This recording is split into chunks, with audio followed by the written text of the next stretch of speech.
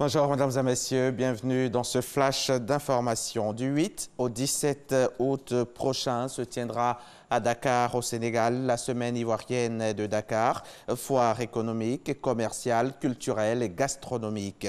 Le lancement de l'activité placée sous le haut patronage du Premier ministre Amadou Gon Coulibaly et parrainé par l'inspecteur général d'État Théophile Awandoli a été fait ici même à Abidjan.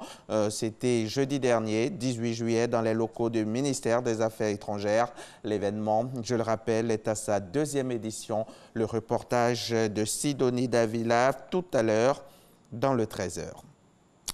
La population d'Aouniansou Alaou et d'Aouniansou Agbanou ont désormais de l'eau potable. Leur tout nouveau château d'eau vient d'être inauguré par Raymond Goudokofi, la ministre de la Modernisation, de l'Administration et de l'Innovation du service public. Coût de l'ouvrage, 260 millions de francs CFA. Le témoignage de Francis Boifo à suivre tout à l'heure.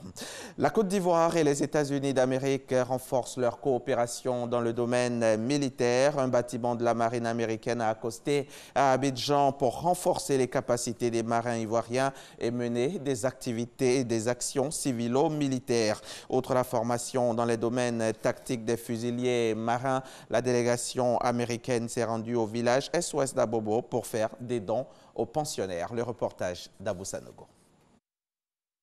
Le bâtiment de la marine américaine Carson City en escale à Abidjan. Une visite d'envergure qui rentre dans le cadre de la coopération militaire entre la Côte d'Ivoire et les États-Unis d'Amérique.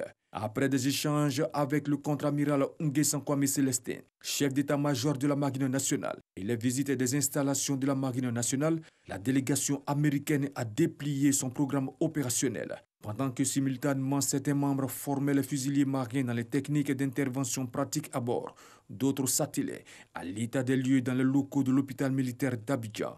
Après l'hôpital militaire d'Abidjan, le cap a été mis sur le village SOS d'Abobo pour des actions civilo-militaires. À ce niveau, la délégation américaine a fait des dons de vivres et de non-vivres aux pensionnaires du village SOS d'Abobo. Depuis près de 5 ans, les gardes-côtes américains s'activent à la formation des fusiliers marins commando dans les domaines tactiques et dans l'optique de renforcer les capacités des marins ivoiriens. Les forces américaines s'engagent à s'entraîner dans un environnement qui dispose de ressources alternatives, à partager des procédures médicales et de nouer des relations durables avec des professionnels ivoiriens de la santé.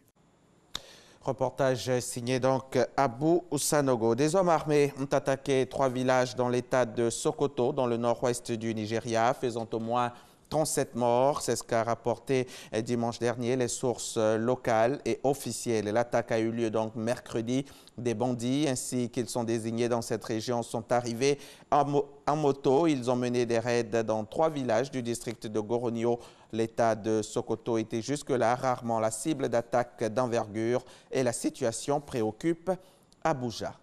Lors d'une allocution, le président sud-africain est revenu sur les accusations de la médiatrice de la République. D'après cette juriste indépendante, Cyril Ramaphosa a violé la Constitution pour une contribution électorale. Le chef de l'État dénonce un rapport biaisé et souhaite que l'affaire soit clarifiée devant les tribunaux. Lors de la campagne de Cyril Ramaphosa pour prendre la tête de l'ANC en 2017, plus de 30 000 € avaient été versés par une compagnie engluée dans des scandales de corruption. Le président a à nouveau plaidé l'ignorance. Au Portugal, plus de 2500 pompiers ont été mobilisés contre des incendies dans des zones difficiles d'accès de la région de Castelo Branco, à quelques 225 km au nord-est de la capitale Lisbonne.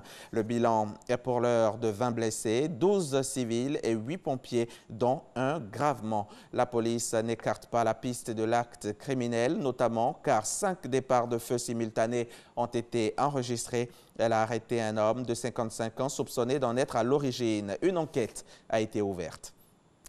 Le directeur général de l'AIEA, l'Agence internationale de l'énergie atomique, Yukio Amano, est mort à l'âge de 73 ans. C'est ce qu'a fait savoir l'organisation onusienne dans une note à ses membres, à ses États membres. Les circonstances exactes de sa mort ne sont pas précisées, mais on sait que le diplomate japonais devait prochainement annoncer son départ anticipé pour raison de santé. Voilà, c'est la fin de ce flash. Merci de l'avoir suivi. On se retrouve tout à l'heure pour le point complet de l'actualité.